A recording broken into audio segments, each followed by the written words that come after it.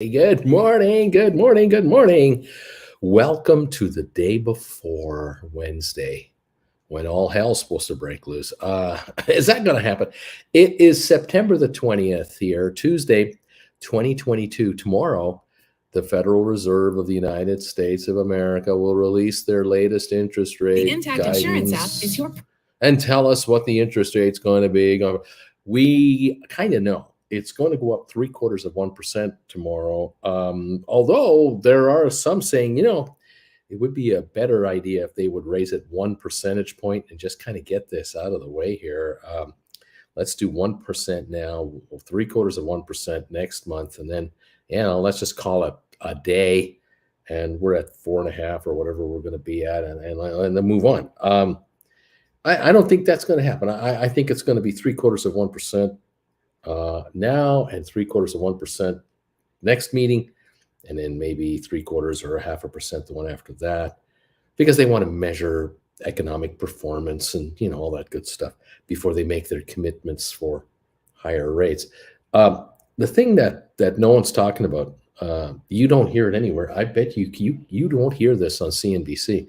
They talk about the interest rate rise. They talk about that, but they don't talk about the quantitative tightening that's going on, where the Fed is selling bonds into the market to reduce the amount of cash in the amount of cash in the system. In other words, they're tightening the money supply.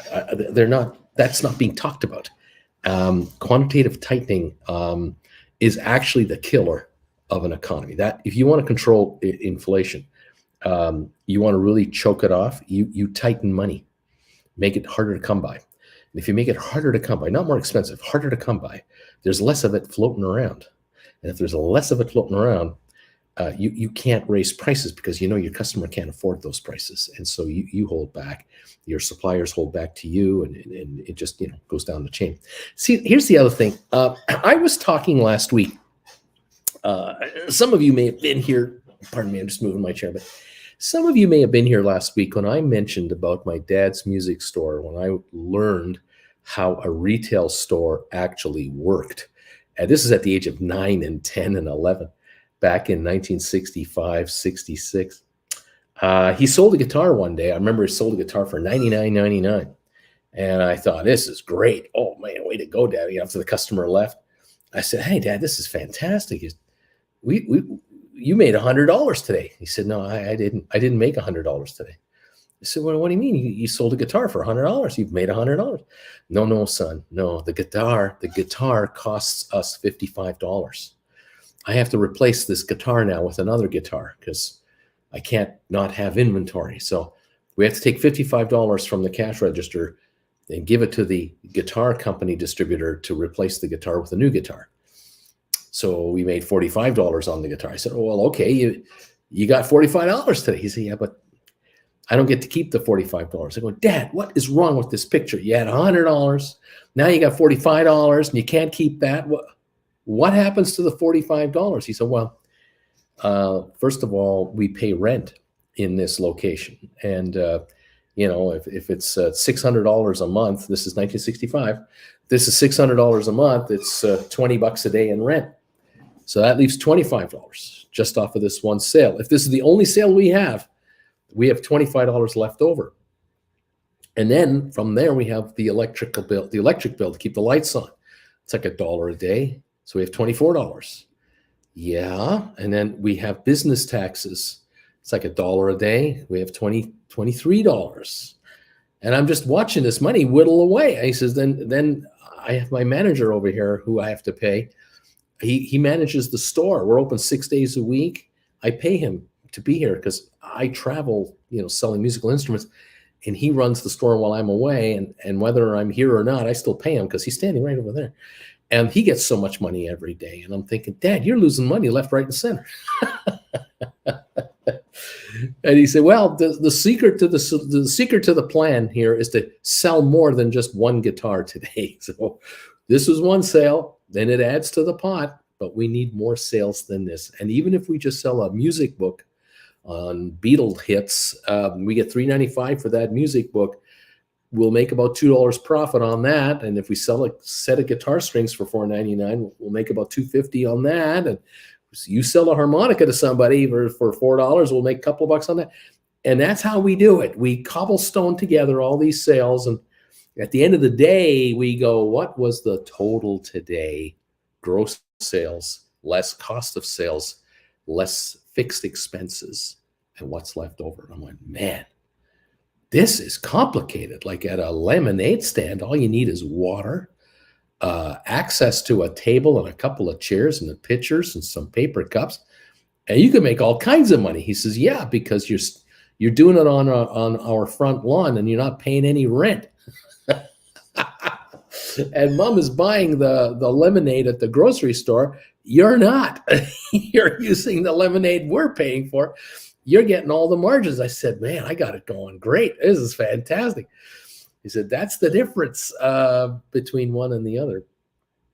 Anyway, I bring all that up only because in the economy we're in right now, and the economy you're in right now, and those of you who love my rants and use them as a learning thing, every single retail establishment that you pass by on the way to work and come home, or go to on a weekend, or if you go to a shopping mall with 170 stores and services, every single one of these guys are trying to survive. And whether they're a franchisee, or whether it's a corporately run fashion store, or whether it's the shoe repair guy, the alteration person, they're all trying to survive. And you probably notice when you go into a shopping mall, and you may not know this, but you go into a shopping mall and you go to the heart of the mall, the absolute middle of the shopping mall where the fountains are and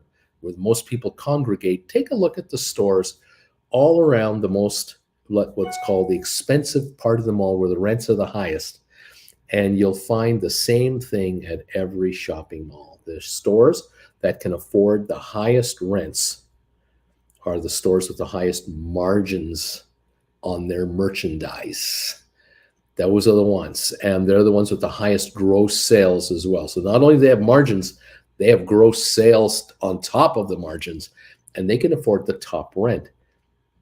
If you have ever been into an H&M store, you ever been into one of those H&M clothing stores?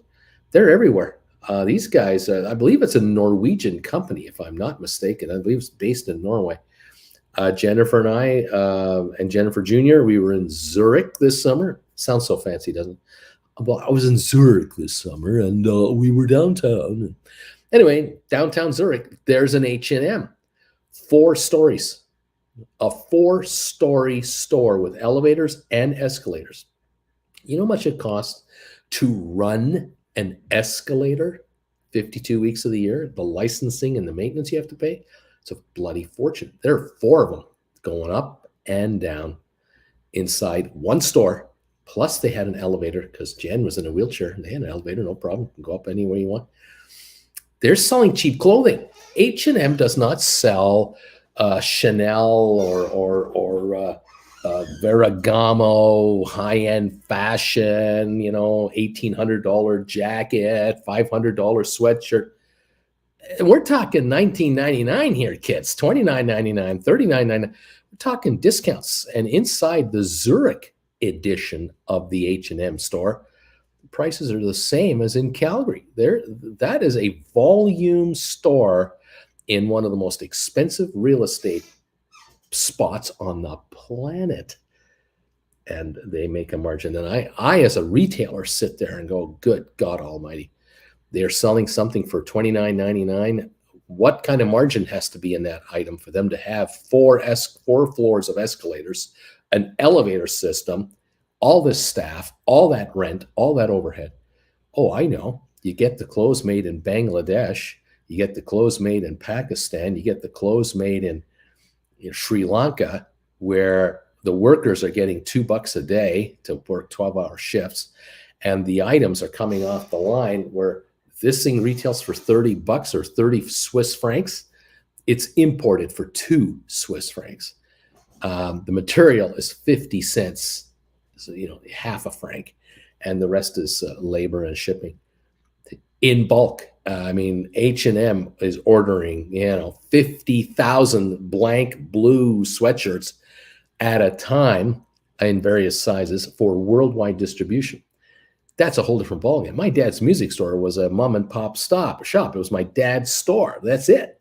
There was no second location. And so we couldn't pick up the phone and call the second location in our hometown and go, "Did you sell a guitar today? We just sold them for $100. How are you guys doing?" Can't do that. It's the front door and the front door only. And for the shopping malls that you guys frequent or the retailers that you folks visit, in many cases, you're frequenting mom and pop shops that have the one and only one location for survival. And it's carrying an entire family of 5 or 4 or 6 or 8. It's amazing how over the decades, retail stores have thrived and have not thrived, failed, done well for a few years and then faded into oblivion because tastes change, styles change, the world changes. Back in the early 90s, I remember when computers were really becoming an item you could bring into your house. The first computer I had was in 1993. It was an IBM desktop computer. And it was a game changer for the house. And the computer that we bought was $3,300 in 1993. That would be today about $7,000 or something like that. And the performance of the machine then compared to now is undoable, but you can't compare. But the reality was, and the situation was, in 1993, I could not go to a large Best Buy place to buy it. The computers that were coming out, even the IBMs, they were available through mom and pop shops, mom and pop computer centers. And they would be located in industrial parts of the city, or let's say light industrial parts of the city, where you would find 1-story high, long buildings that would just go on for like 300 yards and parking in front of each one of these stores or location, and a secondary row of parking on the other end. And the back of the building would be garage doors that they would open up to bring inventory in. So you park in the front, walk in the front, and the store could be 1,000 square feet or 10,000 square feet, depending how many units of the building the entrepreneur had. And I went with my nephew, who was the computer kid, to buy Uncle Bruce a computer. And we were in this store. It was about 3,500 square feet. They had sales and service because they backed up their computers with their own warranty and on-site repairs. So if it didn't work, you could bring it back to them, and then they would get it repaired and call you when it's ready. That's the way it was. That's the way it was with televisions when it first started out. Back in the 50s. In the 50s, you had television, stereo, radio stores selling LPs and record players and radios and TVs and perhaps washers and dryers and any other kitchen appliances, fridges. If you ever watched the movie with Tom Hanks, That Thing You Do, the parents of the character, the drummer, I Am Spartacus, his parents owned an appliance store that had all the kitchen items, the washer dryers, stoves, fridges, and they had televisions and radios and record players. Well, in those days, sales and service, you would go downtown to the most expensive part of downtown hometown, because there were no shopping malls in the 1950s at this point. And you would walk along the sidewalk and you would see right downtown on Main Street your television center, stereo center, music store. And the entrepreneurs, mom and pops, would have a store filled with all kinds of units for sale on the spot. And they offered financing, on the spot financing as well, because they knew, like anyone else, that the odds of a customer walking in the door with enough cash to buy a color television in 58 or 60, you would have needed $1,000, and a Volkswagen was $800. So you didn't have cash. You bore a payment buyer, and you didn't buy a color TV either. You bought the black and white television that ran you $399, $299. You put $50 down, and you made payments for, say, 2 years of so much a month to pay for it. Sales and service, though, was the secret, where if your TV broke down, they would send a repair person to your house to repair it. You didn't have to schlep the TV back into the store. No, no, no, no. First of all, they delivered the television to your house after you purchased it. They installed the TV into your house, showed you how to turn it on and off, told the kids not to turn the channels too quickly because you'll wear out the mechanical channel selector, which we all did. My dad would say, well, put on channel 9, and it was on channel 3, and I'd go up there and go, six channels, and that dial would wear out after a couple of years. Call the TV repair guy, and he would install a brand new dial or unit. Check the fuse, check the tubes in the TV for power. Replace the tubes every 2 years. Got to replace them with new tubes, and the TV would turn on faster, and the picture would be brighter. It would be amazing. The old days, sales and service from mom and pop locations, stores in your town. They had one location. You might be in a city of 150,000 people, and if you were in one quadrant of the city, you dealt with Mortenses. If you were another quadrant, you deal with the Johnsons, who owned their TV store. You were another quadrant, you dealt with Mr. and Mrs. Smith. You walk in that store, and there'd be the owner, Mr. Smith, and his wife, perhaps. The kids, as they were turning into teenagers, they'd be in there helping out mom and dad, and perhaps an employee or two that Mr. Smith had forever, including his tech, his repair guy. And every year the new models would come out. And I remember in 1971, 70, 71, 72, we had a new technology that came out for televisions, instant on televisions. Now, up until 68, 69, you'd come home from school and you had two things in life you had to take care of, okay? You had to go to the kitchen to get something to eat because you're a teenager with, your hormones are raging and you're hungry.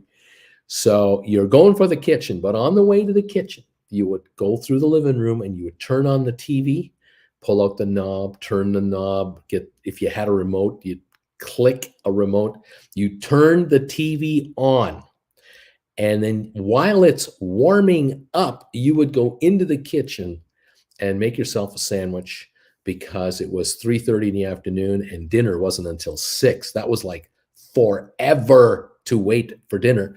So you made yourself a sandwich, and rummaging through the fridge, it would take you like a minute and a half, 2 minutes to get your sandwich and get a glass of milk. And then you'd come back in the living room, and just as you got back there, 2 minutes, the TV would be lighting up. The tube, the big old tube would be warming up, and the picture would start to show up with the flickering screen as it would kind of roll over and then stabilize. And then, you would then change the knob to the channel you wanted. And if you were watching, you wanted to watch, something that interested you, whatever was on at that point, that's what you went for. You didn't come home in 1968 from school, or 1966 or 69. You didn't come home. You did not turn on your TV, get a bite to eat, and then turn on CNN or MSNBC or MTV, or there was nothing like that. You had ABC, CBS, ABC, your local stations. In Canada, we had our English, two English stations, CBC and CTV. And in Southern Ontario, you had CHCH television in Hamilton. And we used to get WKBW television out of Buffalo, and two other stations. I remember only the one handle for our television selection. And you would look for cartoons or anything, but you weren't interested in. And there was no television with news on it. What are you talking about? There's no news unless there was a bulletin. And even then, But those were the days where when the TV didn't work, it was a crisis in the house. It was such a crisis that Dad would call the store the next day. That's the crisis we're talking about. And the repairman would then, they'd make an appointment to come to the house, make sure someone's there, and they would come in. And the hope you crossed your fingers that when the repairman came and they turned on, talked to you about what's wrong with the TV, and they turn it on and they'd look into the back and they'd unplug it and whatever. And you hoped and you prayed that whatever the problem with the TV was, that the repairman had in the van in your driveway the parts necessary to get the TV going again. What you did not want to know, you didn't want to hear this. It's going to take 2 weeks for the part to come in from the United States or from Toronto or wherever the parts are, because we have to order it in. You do not want to know that. Absolutely no, because that's a week without TV. Are you kidding me? I'm going to be without watching The Munsters, Bewitched, Gilligan's Island. I'm not going to be able to watch Petticoat Junction, Beverly Hillbillies, Bonanza, The Ed Sullivan Show. My dad can't watch the news in the evening at 11 o'clock or 10 o'clock. I mean, my mom can't see the Dean Martin Show. Are you out of your mind, pal? No, this TV's got to be fixed. And there were many a time where around the neighborhood, friends would have a TV go on the fritz. And a day later, guess what? There's a new TV in the house. The old one would be looked at and it would be beyond repair. Your TV's 18 years old or 7 years old. They don't make parts for it anymore. And so they would buy a new one. And in some cases, they would have a console TV and they'd buy one of those TVs that were just the monitor type television, and they would put it on top of the console, and the console would just be a holder for the new television that they would get to replace the old television. I mean, it's just unbelievable. Those are the days when mom and pops ruled. Today, mom and pop stores are a fraction of what they were, but they're still the cornerstone of many of your communities. And you got to support them. You really do. You have to go out of your way to support your mom and pop shops. Most of them are restaurants now, but there are the odd shoe repair guys and the alteration shops that still survive and still hang on. And they're run by probably immigrants who are trying to make a go of it in America and supporting the entire family. Anyway, there's that. The markets, what's going on? We're down 211 on the Dow. We're down 30 on the S&P. We're down 100 on NASDAQ. Crude up 44 cents at the moment. The talk is all about tomorrow. Tomorrow. Interest rates. It's all about that. Well, I can tell you what's going to happen. The rates are going up. About 3/4 of a point, maybe 1 point, but probably 3/4 of a point. And the markets will or will not react. That's the thing about what's going to happen tomorrow with interest rates. They're going to go up or they're not. The markets are going to go up or they're not. They're going to go up or down, one or the other. And as option writers, don't mind me. I have to take off this sweatshirt. I'm hot. Option writers, I got good news for you guys as option writers. You're going to make money either way. You're going to make money. You're one of the few folks in the stock market, and I mean a few folks here on this channel. How many are here right now? 207 of you are here right now. If 90% of you guys are option writers, 180 of you, 180 of you are going to be richer by the end of this week because of this stock market, no matter what direction it wants to go. It doesn't matter.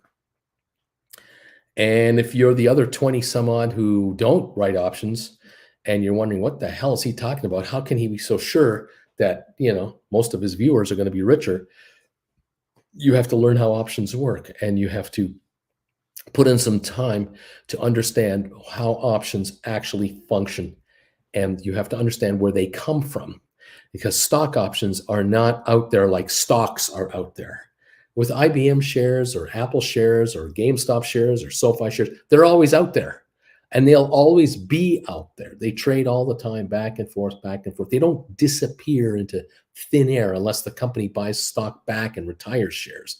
The shares are always out there trading back and forth, no matter what the company does, well or badly.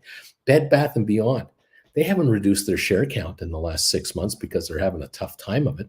There's just as many shares out now as there were 2 years ago. they're trading all over the place, but at much lower prices than, say, a month and a half ago when they reached $30 a share. Options don't do that. Stock options do not trade all the time out there. There's always stock options out there to trade, but these options actually have an expiry date to them. So in the case of GameStop, you have options expiring every Friday afternoon at the bell that were created from Thursday, the day before, back to 2 years ago. Because today you can buy a 2025 contract for January 2025. It won't expire until then. But you can also buy one for a month before that, or 3 months before that, or 2 months before that, a year from now, 6 months from now, 6 weeks from now, 3 weeks expiry from now. You can buy any option you want on GameStop and any other company out there that has options at various price points, whether they're right at the money, where the stock's trading at, or these options are out of the money or in the money. There are a billion combinations of stock options out there for every stock there exists, but they have a limited time frame.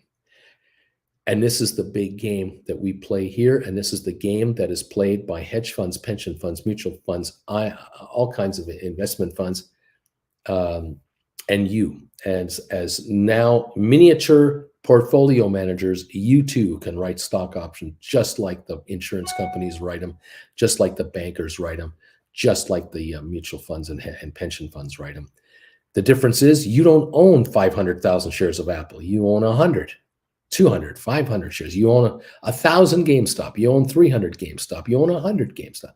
You don't own any GameStop at all. You don't own any Apple shares. You own deep in the money call options on a stock, and you write call options against those call options, which hedge funds do as well. I don't know if you know, the hedge funds also have deep in the money calls that they're sitting on, and they write calls on their calls. The poor man covered call strategy, I don't want you to think that only poor people do this. Very, very wealthy people do this. Very highly funded, incredibly well-funded hedge funds and other entities do this too. Many of which are private and don't report and don't have to report. Many of which are not based in the US, are overseas controlled and run. This is a big international business that you are dipping your toe into with however much you're doing it. And for you, it's everything you got. In the market, you're a nothing burger. You're just another option player. And that's fine. It's such a perfect system that a one option call writer with one option can trade exactly the same as someone who can play with 1,000 calls at the same time. It's the same trade, same rules, same profit margin. The only difference is you write one call for $5 and buy it back for $2. You made $3 on a contract, $300. Thank you very much. The entity that writes 10 times as much as you makes 10 times as much money. They write as 100 times as many as you do. They make us 100 times as much money. 1,000 times, 1,000 times. It's all relative to the size of your portfolio. But the actual trade is identical in the exact same item for the exact same profit margin. There is no difference. So you are competing on a level playing field with all the hedge funds, mutual funds, pension funds, all of them out there who are writers and other option writers and buyers. The buyers are the gamblers. They're the ones who are going long. And don't be fooled that it's just people that are buying the options. Options are purchased by hedge funds, mutual funds, pension funds as well in huge amounts. You've got a lot of wagering going on and hedging going on in the options market against the shares that are represented by these options. It is a huge business. With Apple trading at 150 something bucks a share, and the company value, the so-called market cap, at $2.48 trillion. That's the market cap of Apple. You want to bet that there's a lot of hedging going on to protect values? Yeah, you bet there is. If you're a pension fund with 1 million shares of Apple in your portfolio, or 100,000 Apple, and a $1 move is 100 grand up or down, you bet your sweet bippy these folks have got hedge fund trades all over the place for up and downside protection everywhere. You're part of that game in your own little way. Pardon me. You're part of that market, and you are adding liquidity to the market by writing options against your portfolio. You're doing the market a favor. And there you have it. You take your pound of flesh off the top, and you write 10 HPQ contracts for 85 cents and buy them at 40 cents. Yeah, just made yourself 45 cents a contract, $45, 10 times, $450. Can you do that every week? You're making $1,800 a month. Does $1,800 a month of extra income help your cause? I can't see it hurting you. I can see $1,800 a month coming in, giving you some flexibility as to where to take that dough and where to allocate it. If you want to quit your day job, you need to bring in $5,000 a month, $7,000 a month, $10,000 a month, $20,000 a month. You live high in the hog, you need $50,000 a month. Well, you've got some option writing to do. If you need $2,000 a month to live on because you're in your mom's and dad's basement and they don't charge you rent, maybe you're the smartest person in this room. I don't know. Then you can generate $3,000, $4,000, $5,000 a month and add $2,000 or $3,000 a month to your portfolio and grow it and make that income even greater. More power to you guys. Welcome to the party, pal. You're part of a massive multi-trillion-dollar business, and you're taking your share out of the off the top as well, just like anyone else. All you have to figure out is, how do options work? What is it with these options? Why is it that when a stock goes up in price, the option doesn't go up in price? Because there are times where you see an option and you think this thing's going to go, this stock's going to run, this option's going to run too. And you get into a stock option at $1.10, and the stock goes up $2 over a couple of days, and your option only goes up 20 cents. And you're going, what is it me? Why is it only going up 20 cents? The stock has gone up $2. My option is only 20 cents higher. And if the shares back off 50 cents the day after from that $2 gain, the contract goes back to what you paid for it. You haven't made any money at all. And the stock's up $1.50 now. You don't understand options then. If you don't understand how options work, you are going to get shellacked as an option player. And many people have and continue to do so. Your job is to understand how options depreciate as they approach expiry, to take advantage of the shrinkage of the value of these contracts that will just mean money into your account. And the best part about it all is the first transaction you make when you are an option writer is you're a seller of a contract at the best price you can get for it. And then you are the patient buyer of said contract later at a much lower price. And there it is. The money is in your account right now for the sale. It's right there. You can do whatever you want with that cash. And you can either buy that call back later or let it expire worthless if that's what it's going to do. You've got choices. If the stock wants to go higher, you let the stock go higher. You actually want the stock to go higher in a way because you want to get richer like anybody else. Because after all, you own a stock in a company because you like what the company's prospects are. So you're thinking, well, this company's stock could go much higher than where it's at now. But in the meantime, I'm going to make money holding this stuff. And if the shares do go higher, you're fine. You're going to buy back your calls between now and when they die and they expire and write new calls to replace them. And likely, if you do it right, add even more money into your account. Time is money, and that is money coming to you. Thank you all for being here. Thank you all for taking my classes to understand this. You're going to my website, stockmarketswithbruce.ca. That's where you're going.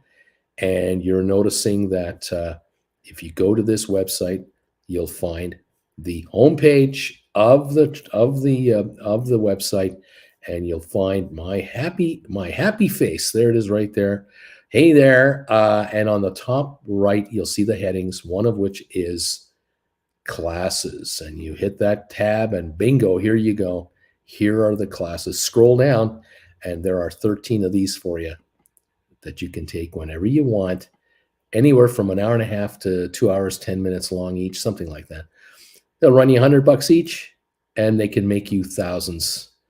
You do it right. And this channel is drowning in people who do it right. They're here. They are constantly talking to me. They're talking to each other.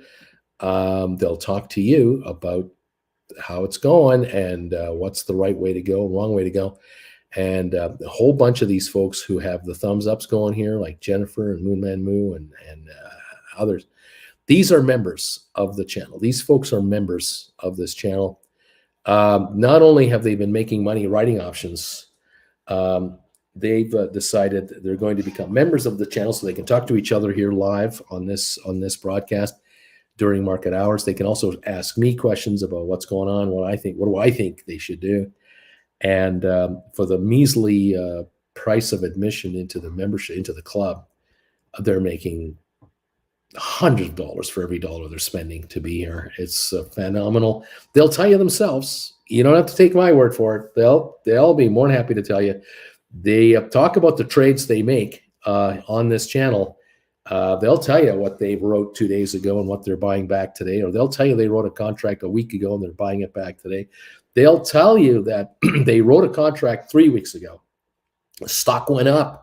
They rolled it over into another contract. Stock went up. They rolled it into another contract. And then several weeks later, the stock didn't keep going up and it started to plateau. And the last set of contracts they wrote just collapsed in price. And they're rubbing their hands together in glee because they're buying these contracts back for pennies on the dollar. And they are scoring a lovely gain on option premiums, and the fact that when they wrote the first contract, their stock was here. Their stock went up to here, but it's still here. They're up on the stock, and they made money on the options. And they're writing another contract right now again. They never stop writing contracts, and they're constantly hauling in money. And they're doing exactly what the institutional investors are doing and have been doing for 50 years. They're doing exactly what the big boys are doing on Wall Street. There is a reason. There's a really good reason. Why is it that in any city in America, Canada, you go to downtown, wherever, and the tallest buildings in almost every city you go to that have 250,000 people or more, 500,000 or more, any large city or more, and up from there, the tallest buildings in town have something to do with Wall Street. They're a bank, they're an insurance company, they're an investment house. There's something to do with investments. Every city in the world, actually. I mean, not America, Canada. I'm talking globally. The largest towers usually are the largest corporations with the most dough, and the companies that have the most dough are Wall Street firms that have something to do with the stock markets. And part of what they do, part of their business plan is writing options on stocks, commodities, currencies, precious metals, you name it. They're writing futures on pork bellies. They're writing futures on orange juice. They're writing futures on currencies, on gold, silver, stocks, oil, wheat. They're doing that all the time, and they will always do it all the time, because you can never predict with complete certainty what the price of a commodity is always going to be a year from now, 6 months from now, 2 years from now. You never know. And with a stock, you can only guess what a stock's value will be. You have to know, if you're an institutional investment outfit, you have to know how to backstop your investments with protection. And protection comes in the way of option contracts, and whether they're calls or puts, and how to treat them. And if you folks can understand the nuances of how stock options depreciate, appreciate, trade, and why they trade the way they trade, you will begin to figure out where you fit in this option market. and you will start taking slices of money off the top. And it's basically called keep the change. That's all this game is called. It's called keep the change. And you bring in X amount of money when you sell contracts, and then you buy them back at a lower level and keep the change. And for you guys, if you can clear 3, 5, 10,000 a month doing this, that means a lot to you guys. But you would not last long if you were making 5,000 a month inside a pension fund. If you were in charge of a pension fund's division to write options, you can't make $5,000 a month and keep your job. You're out of there. The folks who write options inside institutional investment firms that write thousands of contracts an hour all day long, these folks have to make millions. They have got to make millions of dollars per month to keep their jobs and get the bonuses, because the entities they represent have got tens of billions or hundreds of billions of dollars under administration. The firms earn a percentage of the gain of the fund. That's their lifeblood. They make money, they get money. They do get an admin fee, might be 2% of the value of the fund, but their profit, their payoff is when they make the fund money. The reality is, though, an institutional outfit that manages and helps to manage a $100 billion pension fund, they have a ton of employees, a ton of computer software, a ton of rental fees for offices and all kinds of other expenses. They have millions of dollars in expenses a week to be in business. They need to generate millions of dollars a week to break even and then be right about their guesses as to where the market is headed. One of the areas they go after to utilize to help pay the overheads is option writing against the portfolio that they're managing. And that is why the option writers are so important to these people. You don't see them on CNBC. You don't see them interviewed by the Nigerian brothers. You don't see the option writers going on tours across America to talk about to 5,000 people in the room about how to write options. You really don't see these guys. These guys are kind of low key, very hard to find people. And the reason is obvious. The other side of those people's business, again, the opposite of what you do, is where the gamblers are on the casino floor. That's where all the players are. The players and the gamblers don't have $100 billion each with which to play with. They have thousands of dollars each. They have hundreds of dollars each. They have a few tens of thousands of dollars each.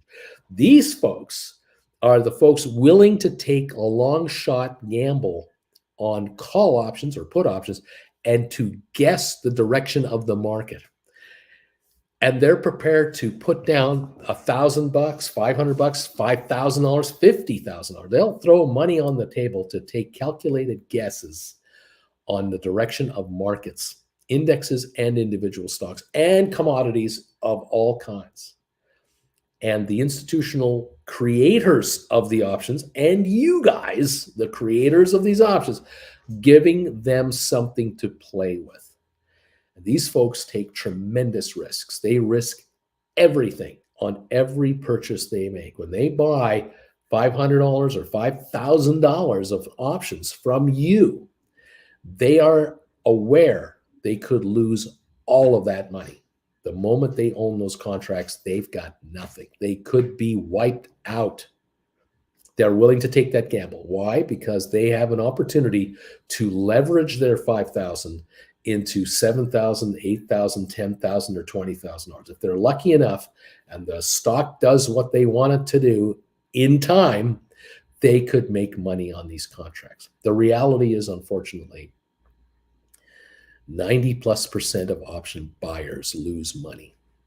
And the other reality is over 90%, if not 95% of option writers make money when they write options. That's the difference. The deal is, though, that an option writer cannot write $5,000 worth of options and make $50,000 from that transaction.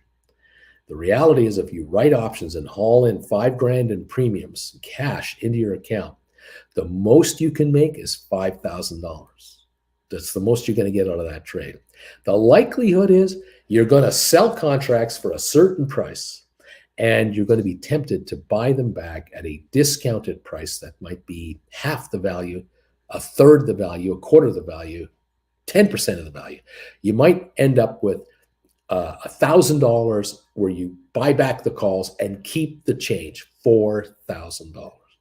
And that might be in a week, 2 weeks, a month, month and a half. It all depends on the contract you're writing against what stock you're writing. Another reason why you take the classes that I have, all 13 of them, to understand which contract to write, how to write it, when to write it, for how much, and so on and so forth. That is the name of this game, and that's what we do here. More and more and more, this channel is being dominated by option writers who are becoming rather successful in what we are calling a bear market, because that's what we're in right now, a real bear market. And we're about to approach and likely break the lows set in June for this stock market. That is coming. It's just a matter of time, because we have got corporate downgrades coming at us left, right, and center over the next few weeks and months. It's not going to end. And I can tell you right now, if you think and you believe that these pros that you see, or these so-called experts, where they say, oh, interest rates are going to rise to 3, 4, 4.5%, and then they'll top out for a while, and then the Fed will start to back off as inflation goes away. If you think that's a short-term thing like they do, you are sadly misled and being misled and mistaken. You're out to lunch, pal. I got bad news for you guys. If you guys think this is an 8-second attention span recession, think again. We have a global problem here with this market, not a regional problem. We don't have a Wyoming problem or a Dallas problem or a Alberta problem, an oil problem or a gold problem or a chip. We have a global economic problem on our hands. We have governments that are way overexposed in government debt. We have a public, members of the public, who are getting crushed with inflationary pressures. We're told inflation is 7, 8, 9, 10%. We know better. We know when we go to the grocery store, we're paying 50% more, 30% more than we used to pay, depending on where we shop for and what we shop for. This 8% inflation thing is bull crap. We know it's bull crap. We also know that it is next to impossible for most of you and your friends and allies, relatives, co-workers, anyone you've ever met. It's next to impossible for most of the folks out there to get 50% pay raises in 1 year. Not going to happen for most people who have jobs. Not going to happen. They're going to get 6, 7, 8% raises. Some might get 9 and 10s. But to get 20 and 30% pay raises, you're not going to hear about that. You're not going to hear about that. That's fantasy land. The only area I know where you can get a raise is where you create the raise. And where can you create a raise? Right here, writing options. The more you write, the more you can make. As I said before, you write one call on IBM, and the California Teachers Pension Fund writes 1,000 calls on IBM. You're doing the same trade. You're just putting in a one-digit number in your order. The pension fund is putting in a 1000 figure for their order. It's the same contract, same expiry, same strike price, going to the same players out there. You're just trying to sell one contract. They're just trying to sell 1,000. No difference. And on the other side, when you buy them back, they're trying to buy theirs back for a lower price. You're trying to buy yours back at a lower price. What makes the option go down? Either the stock is dropping in value or flattening, just staying flat for days on end, and time goes by. Time passes by. Every day goes by. These contracts have one less day to live. The California Teachers Pension Fund knows it. You know it. I know it. The buyers of the option know it. That their contracts die in 3 weeks, 2 weeks. That's when they run out of time. They don't exist anymore. They end. And they end at a set value, either at 0 or how much book value the contract has. That's it. That's the same for everybody. It's a given. It's an accepted deal. We move on. No special rules for anybody else. And you either buy back your call for whatever it's worth, or for whatever you want to pay for it, whatever's comfortable to you, or you don't buy it back because it expired. Worthless. Theoretically, you can obviously not buy your call back if it's in the money, but you will then be assigned on your stock. You'll have a bunch of money in your account because you sold your stock at an agreed price on that contract, but you keep that premium you brought in already, and you decide what to do next. Ontario Teachers Pension Fund does not want to get assigned on their stock. It's not what they're into. They're into writing calls and buying them back for less money. That's what they're there for. That's the job of the option writer. Inside that pension fund, they will write to buy back, and they will buy back and then rewrite. If they do get assigned on some of their stock, cost of doing business, they'll take that cash, buy the stock back, and write new options against that stock all over again and just keep on going. That is how this game is played by the big boys and you at the same table. And the dealer couldn't care less. The dealer, it means nothing to the dealer whether you're a 1 contract writer or a 500 contract writer. They're just handling the chips and watching the wheel go around and handling the flow of cash. That's all it is, moving chips around. We're down 211 on the Dow. We have 8 minutes to go before we open today. This is about what we gained yesterday, isn't it? Didn't we kind of gain something like that? What did we gain? 197. We went up 197 yesterday, and the pre-market right now, we're down 210. After an entire day of trading yesterday with the highs, the lows, the highs, the lows, the late market surge, it's all gone. Now, it's gone. This is a nothing burger market right now. This market is going nowhere. It can't go anywhere higher because the pressures on earnings are going to be relentlessly worse and worse and worse. And as I say to you, support your local mom and pop store in your hometown because these folks are dying out there. I'm praying you're coming in. They're praying you're going to keep coming in. Don't order online, buy from your local store because you're employing people locally if you keep that store open. They know there's numbers. The numbers are dropping. They see it. They witness it. Their costs are going up. Wall Street and Main Street USA, all the public companies in the world, every one of them, they all are facing the same problems as every mom and pop store is facing as well. Every mom and pop business. They're all facing higher costs. They're all facing clients with fewer dollars to spend. And they're all facing a future where they know the business is going to be lower next year than it was last year. They all know it. They all admit it. What they haven't done yet and what hasn't been clearly indicated to the market in a big, in-your-face, Will Smith dope slap way is just how bad it's going to be. And I am telling you today, I am the canary in the coal mine. It's going to be bad. It's going to be bad out there. There's going to be some high-flying stocks that are going to get the crap kicked out of them. And it's going to affect the indexes, which means if indexes drop, that means index funds have to start selling stock as well. They don't want to. They're going to have to. And when their redemption numbers go up, money going in is less than what's coming out, the acceleration is faster. The sell acceleration accelerates. It gets worse. Option writing is going to be the area where you can make some dough. And welcome those of you who are here and doing it. I congratulate you. I encourage you to keep right on going. Okay. Thank you all for being here already. Those are here. Thanks. Any of you who have already thrown a thumbs up my way without me asking for it, I can't thank you enough for this. Really appreciate the thumbs ups. If you can keep those coming in for us, please do. We want to hit 200 thumbs up this morning yet again.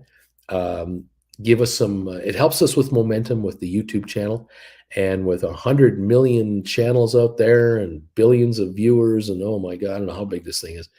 We are tiny, but we got a dedicated group of followers here. And I am pretty darn sure that a pretty good number of you out there are doing very well in this options market and as writers. And you've only just started. You haven't seen anything yet.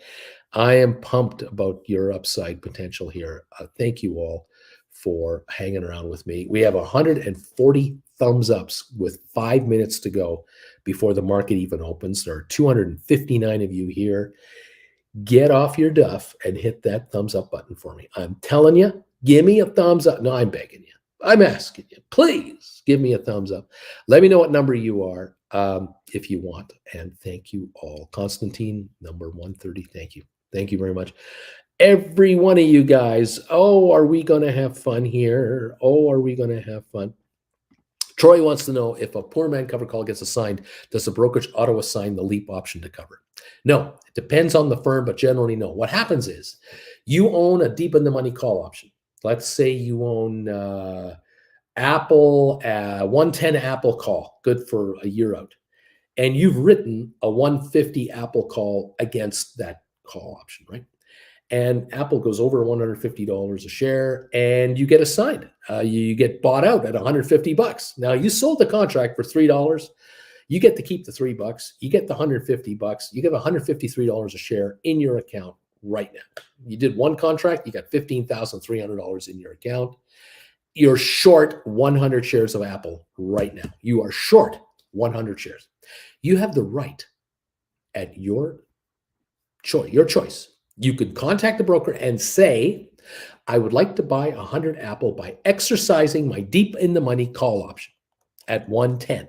The broker will take $11,000 of your $15,300 and exercise your option, causing someone else to be short 100 shares. Now that's their problem.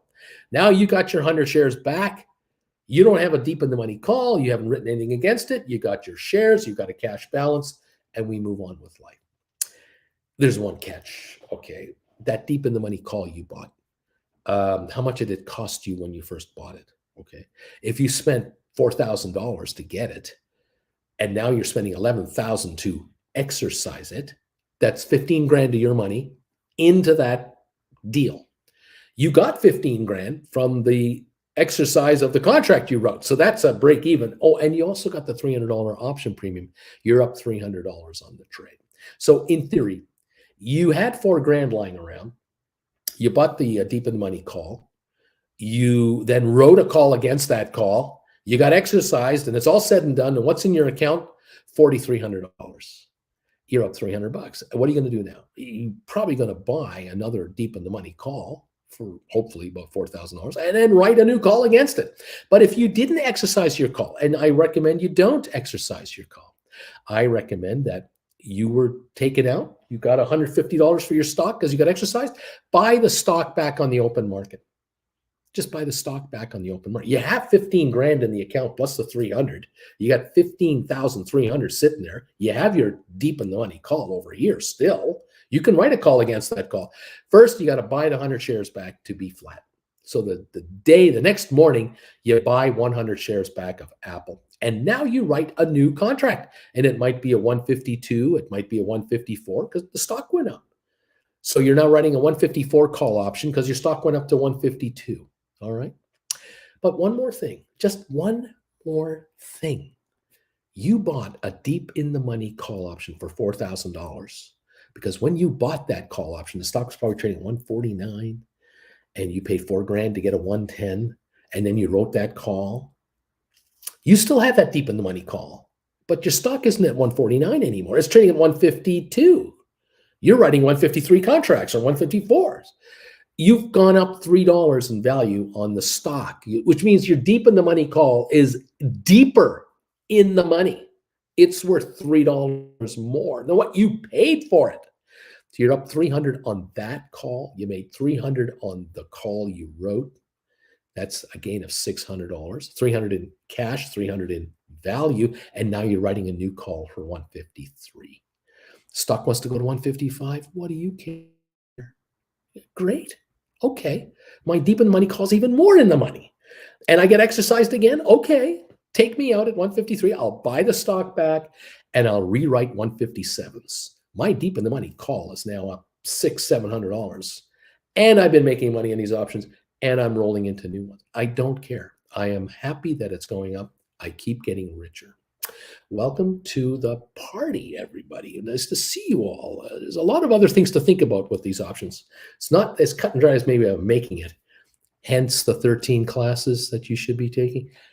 Get a little more knowledge on that. We'll keep classes coming your way, and we'll stay on top of this market. Welcome to the party, everybody. Larry Titus, thank you, sir, for hitting the bells. We are open for trading right here, right now, live. I'm showing the Dow off 235 points to start the morning, which is lower than all the market gains we got yesterday. We gained 198 points yesterday. We're down 242 right now in a minute. So much for that lovely afternoon we had yesterday. That's over. Apple down 99 cents. GameStop sitting at $29 or something like that. We're about to see if it can go and do anything. 28.87 now on GameStop, down 9 cents.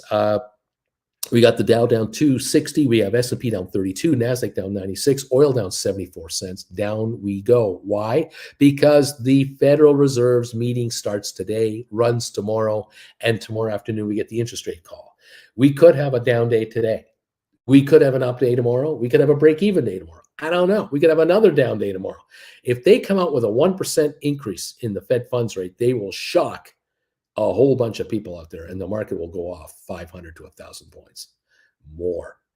Wouldn't surprise me, because the higher interest rates go, the tougher it is for money to want to go into stock. Money wants to go where they can get a return.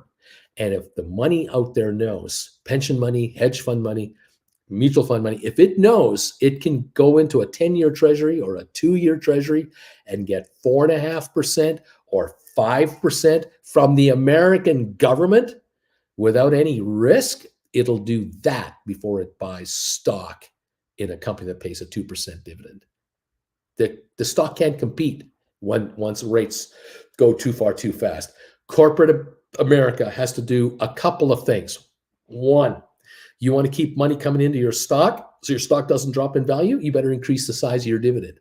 The problem is, if you don't make money, you can't pay a dividend. And if you're not making more money, you can't increase the dividend. So you're stuck with that. You want to buy back your stock to lessen how many shares are outstanding and keep the value up?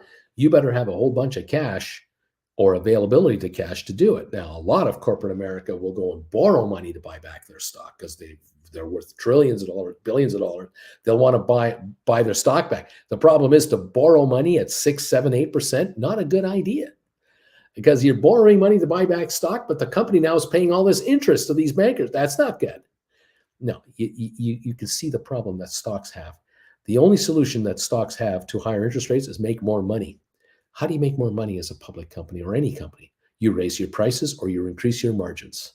The problem is, of course, if your margins are being squeezed by higher expenses, inflation, and higher interest rates for your loans, you can't increase your margins. You're going to have to come clean to the market and say, this quarter, or next year's projections, 5% less across the board. Our earnings per share will be $1 a share less than last year. The market will punish the stock, and it'll trade down there now. That's the new normal. That's what's going to happen. That's exactly what's already happening, and it's going to continue. Anyway, there you have it. Troy says, perfect, thanks. Troy has a better idea what's going on. Constantine Uncle, so instead of writing covered calls, it's more profitable to sell your stock and write poor man covered calls. It depends on how you want to play it. Look, if you want to quit your day job and you want to live off of option premiums, and you can only write 5 contracts with what you have, you're not going to quit your day job. You can't possibly make $5,000 a month on 5 calls at a time. You can't do it. For some folks, they're sitting there going, well, you know what, Bruce? I have X amount of money, and I've got X amount of shares, and I'm writing calls on some of these shares, and so on and so forth. But listening to you, I could theoretically go out there and I could buy deep in the money calls on stock like Apple, Microsoft, HPQ, Cisco, Pfizer. I mean, we're talking Dow 30, S&P 500 caliber companies. I'm not talking about, an over-the-counter market or anything like that. I'm talking about the big boys. You could buy deep in the money calls on these guys. If you buy deep enough, and I mean low enough, even so, you could theoretically buy 100 shares for so much money, or 3 deep in the money calls instead. Triple the number of shares represented with options versus stock, up to easily 3-1, maybe more, maybe less, but let's say it's just 3-1. You have enough money to buy 500 shares of Apple, or 500 GameStop, or 500 whatever, or you could buy 15 in the money calls at that 90-10 rule that I keep talking about. Take the classes.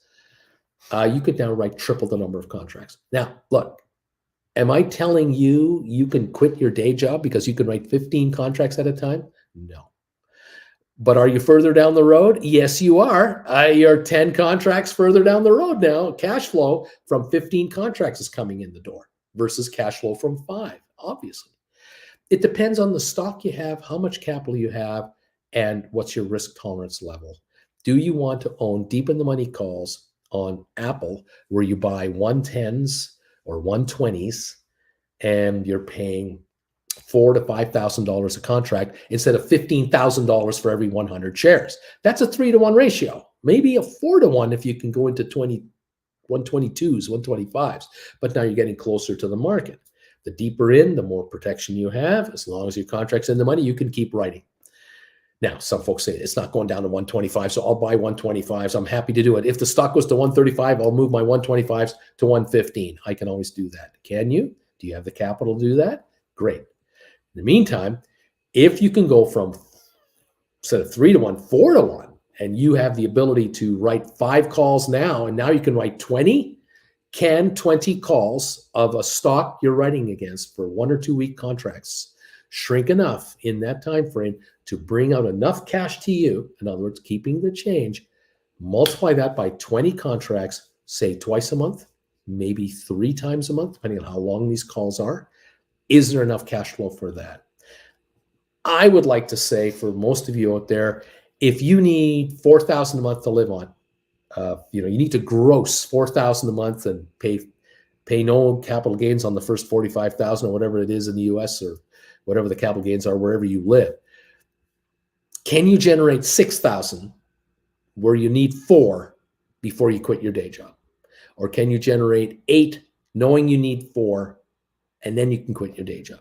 These are the questions you have to ask yourself. How much coverage do you have? How much cash do you have lying around? Do you have a couple of months of dough in the savings account to take care of your bills so you can leave your account alone and roll over contracts, build a nest egg there and increase the number of calls that you can write? Because if you can go from 5 calls to 15 calls, and then every month you're adding another call, you have 16 call options, you're writing 16 options. You now have 17 deep in the money calls, you're writing 17 options. Can you add to that number consistently without messing with it before you withdraw any of these proceeds to live on it? Because once you get to 20 or 25 contracts written at a time, this changes the dynamic. Because with 25 contracts being written every 2 weeks, that's 50 a month. Can you pull out $80 a month on a contract? Does it drop 80 cents per contract to give you $4,000 net? That's the deal on 50 contracts. Got to do the math. Check out the classes. Thank you, Larry. Titus says DQ. Mike, Evercore ISI adjusts Apple's price target to 190 from 185, keeps outperform rating. Really, these people are crazy. Stock's down 45 cents on Apple. The Dow's down 312. GameStop down 6 cents, reluctantly giving up a little ground. We're down now 9 cents on GameStop. SoFi down 8. Rocket Lab down a penny. HPQ down 43. The AMC Ape combination down 25. ME down a dime. Matterport down 7. ATIP down 3.5 cents. SmartRent down 5 cents. Spire down a penny. Cyxtera down 20. Bed Bath Beyond down 17 cents. Tesla down $2. Pfizer off 51 cents. Boeing up 2 pennies. Cisco down 54. Twitter down 13. We've got Home Depot down 276. Carvana down 121. Robinhood down 22 cents. Vanik Vectors SMH down 197. IBM down 163 a share.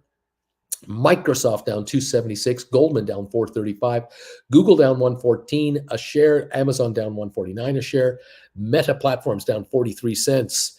We got Royal Caribbean down 60. We got U.S. Steel down 36 cents. Go, Nick, go. Target down 293, JP Morgan down 89, Costco down 821 a share, Walmart down 166, Walmart. Nvidia down 144, Disney down 113, American Airlines down a nickel to 14.16 a share. Netflix down 3 cents, Moderna up 397 to 131.33.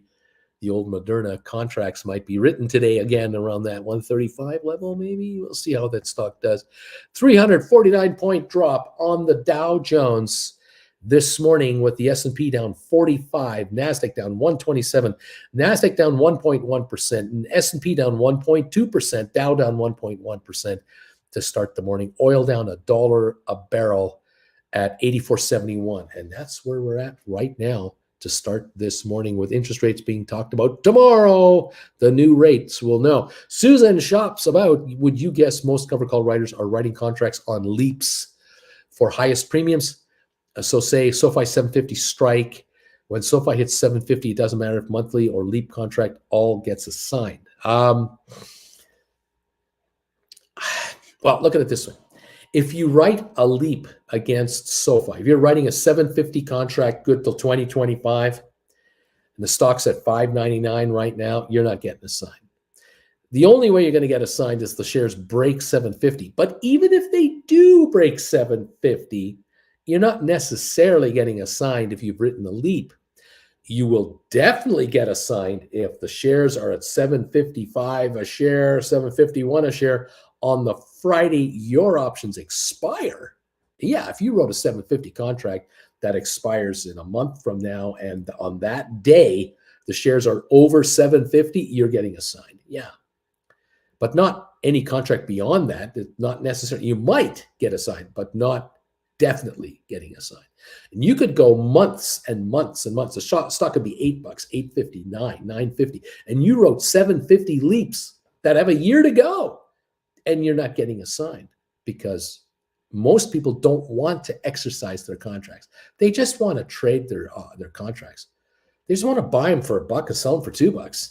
Buy them for $3, sell them for $3.50. Buy them at 50 cents and sell them for $1.50. They want to buy them for a dime and sell them for $20. I mean, whatever the craziness is, that's all they want. They just want to make money on their options. They don't want to exercise them. They don't want anything to do with that. On your end of it, though, you don't mind if they exercise you, because if you've been paid $1.50 for a call that's out of the money, and as soon as the stock is in the money, $1 or so, or a dime, and you get exercised, you get taken out $7.50, but you got paid $9 overall because you got a $1.50 premium, plus you get the $7.50, and it's trading at $7.60. You get taken out. Do you care? No, you just sold for $9. You'll buy them back at $7.60, and you will write new contracts. Now you might write 8s, you might write 9s for 2026. You might, but then you might not. I hope that makes sense. Let's see. 1% rise would be chilly. Mike, I only write SoFi a week or two out. Susan, Michael, the weekly SoFi contracts don't pay much in premiums. They're like 3 cents, not much on my SoFi 24 paid me 163. This is what I'm stuck on. Seems most here are writing weeklies. Well, obviously, if you write way out, your contracts will get you more, but you got to give up time. If your SoFi, which is down 12 cents right now, maybe your contracts today have dropped a penny or two. SoFi, if it were to drop $1 today, I'm not saying it would, but if it did, it went down to 4.96, your 750 would probably go down to 120, 115, and you'd make 40, 45 cents, 50 cents profit, maybe 40 cents, maybe 40 cents. You could buy back for that.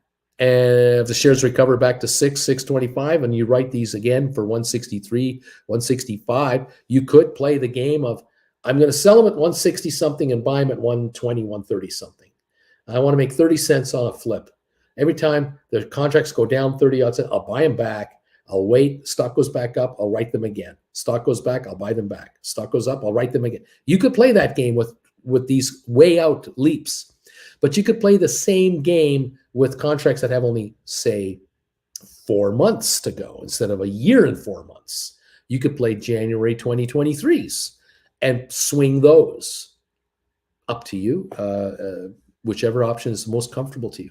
You've got 163 in your hand on top of the 750 you would get if you were taken out. So you're getting 9.13 if you get taken out, but you're not getting it taken out today with the stock at 596. Obviously, if the shares drop today, yeah, these calls will drop a little bit, but they're not going to drop 50 cents today. That's not going to happen. Michael, Susan Sharp. So I wrote one last week for 13 cents. I bought them back yesterday for 2 cents. I took in 11 cents, but he writes a lot of them. Michael, Susan Sharp. So 110 contracts at a time. That's the difference for him. FL, trading your stock for poor man cover calls have some serious risk. It's not really a 5-minute answer. Educate yourself before making big investment decisions. Again, take the classes. I have classes for a reason. Take the classes and then talk to me one-on-one if you want, and we'll go over it and we'll cover it all for you. Lorraine, I am thumbs up 166. Thank you very much. I love it. DQ, I'm watching everything. Constantine, Uncle Bruce. I got the poor man cover call class. I didn't get the chance to get into it. I'm writing 11 calls on GameStop and 8 calls on SoFi as of now. Thank you for your explanation. Rock and roll. Lame Duck, I am 167 on the thumbs up meter. I see thumbs ups now at 172. I only need 28 more to get to 200. Can you guys help me out? I got 173 now. I need 27 more thumbs ups. Help me out, please, with these thumbs ups right now. Let's get to 200. Now, let's make this happen, please. 173 are in. I need 27 more, and we've got our 200. There's 174. There's another one. Keep them coming, kids. Let me know what number you are if you like. Appreciate it. Karim, the thing with the poor man cover calls is if you don't buy in a deep enough call for the long leg and the stock dips, you can take a hit on that. That's right. That's right. You can lose money in this stock market. It's happened to a few people here. That is correct. There are people here who got cocky and who said to me, they said to themselves, that Uncle Bruce doesn't know what he's talking about. He talks about buying deep in the money calls. What a wuss. I'm not going to do that. I'm going to buy not so deep in the money calls so I can buy more of them because they're cheaper. And I'm going to write against those. And they do that. And lo and behold, instead of being $30 in the money, they're $5 in the money, $8 in the money, and a $8 drop in a value of the stock. And now they're not in the money anymore, and they can't write any more calls. And their calls are worthless on paper, except for the amount of time. The other thing that some people do here, again, they don't pay attention to Uncle Bruce. Either they didn't take the classes, or they're defying him by saying, screw that guy. I'm going to buy a call that's only $5 in the money, and I'm not going to buy a call until 2024, 2025. I'm going to buy a call that's good till next month. I just want to do a couple of quick trades because I'm a god. I never make mistakes. No one's going to mess with me. And then they get messed with, and they've lost a whole bunch of dough. Yeah, well, that's you can lose money. You sure can. You can make mistakes and lose a lot of money. But you can also be smart about it. And yeah, Karim, you got a good point. You make a very good point. Wing Commander, well, if you're doing the 90-10 ratio, then you will be already in the money. For instance, on GameStop, you'd be buying 15s or 12s right now. So you're playing just the book value. Exactly. And then I come back to the point. You can buy the stock for $28.68, or you can buy a contract for $12, $15, $16. That's a lot less than $28. So you're buying a call for $1,500 instead of buying the stock for $2,800. You got 28 grand lying around to buy 1,000 shares, or do you want to buy 20 in the money calls? And instead of writing 10 calls, you write 20. Or instead of buying 100 shares, you buy 2 contracts and write 2 calls instead of writing 1 call. Up to you. Absolutely up to you. FL. Also, the spreads are bad on leaps because liquidity is low on these contracts. Wing Commander, this is why you need to use stink bids. Right, Zed. Good morning, folks. I am 173. Wing Commander got filled at the lower range on GameStop 10s for 25. Nick, I'm thumbs up 185, buddy. I'm here for you. Alex, bought back 2 more HPQ calls this morning that I sold on Friday, 50% profit. Stink offer in to write the same call again. Now for a nice rally later today or tomorrow. Ho, DQ, good morning, Nick. Alberto, could we please have Tesla go up or down significantly? I wrote 5 covered calls at 306. I'm confused that both are green. Could it be that the system isn't updating fast enough? What's the deal here? Alberto, you're a genius. That's what the deal is. You're just too smart for these guys. Way to go, buddy. We're down 360 on the Dow. Apple's up 16 cents, even though we're down 360 on the Dow. GameStop down 28 cents to 28.68. SoFi down 9 cents to $6. Rocket Lab down 6 to 502. HPQ down 65 to 26.30. All you option writers on HPQ are scoring, and scoring. Nicely done. AMC down 35 more cents here at 13.50. Yuck. Matterport down a dime. ATIP down 4. SmartRent down 5.5. Spire down 2. Sextero down 23 cents. Bed Bath Beyond down 16 to 7.87. Tesla down 2.58. It is lower, but not a lot. Pfizer down 65 cents. Boeing down 49. Cisco down 56 to 42.74. Twitter down 39. Home Depot down 3.59. Carvana down 1.56. Lots to follow here, guys. Lots going on, but it's red today, down 371 on anticipation of interest rates. We might come back 200 points as the day wears on. We may have this initial flash crash, and then we have a recovery all day long. I don't know. But the reality is interest rates are expected to go higher tomorrow. So let's see what gives. Alberto, 310s. Not 3. So you wrote 310s, if I recall, for $12.50. Isn't that what you did? Miraculous. I bought October 21, $45 Cisco calls in the spring when the stock was over 55. At the time, the 52-week didn't go under 45. I thought I was safe. Now I own some pretty expensive, worthless stuff. Well, you can sell them and turn around and pick up 40s, and you'll be in the money again, not by a lot, but you got to put some money in if you want to write more calls. You have to decide how you want to play this. You've got October calls, which also, time is coming on you. That's an issue. I mean, you may need to move into January or March or April or June 40s or 38s. The lower, the better, I would say. If you're really going to do this, you got to put some money. Alex, Alberto, gaining on long and short contracts. You clever boy, you. That can be done. Wing Commander, couldn't you roll into 40s? That's right. I mean, it'll cost them some dough, but yes, Alex, I'm so confused, says Alberto. I'm so confused. Wouldn't worry about it. Your contract is shrinking because it's out of the money. Your stock is backing off, but it's higher than what you probably paid for it. And you're winning. And that's what it's all about, my friend. Winning, winning, winning. You want the Tesla to be down here. You want the Tesla to be, in the 300 range or 298 range or whatever. It's 306 right now. It's out of the money. You got a 310 written. Every day that goes by, it will depreciate because it isn't a long-term call, which is great. But if this thing went to 298, you'd be down a couple of bucks on your stock for sure, but the contract would be way down, and you'll be in a great shape. You're going to be buying this call back for pennies on what you sold it for, I think. I think you can do very well with it, Alberto, and you'll write again. You'll write again, and away we go. Tio said, I'm smart from him as still the idiot nephew. You don't know anything. I'm a moron. 399 down points on the Dow. We're approaching 400. We just hit it. 400 points on the down dip for the Dow. Apple down 12 cents. GameStop down 37 at 28.59.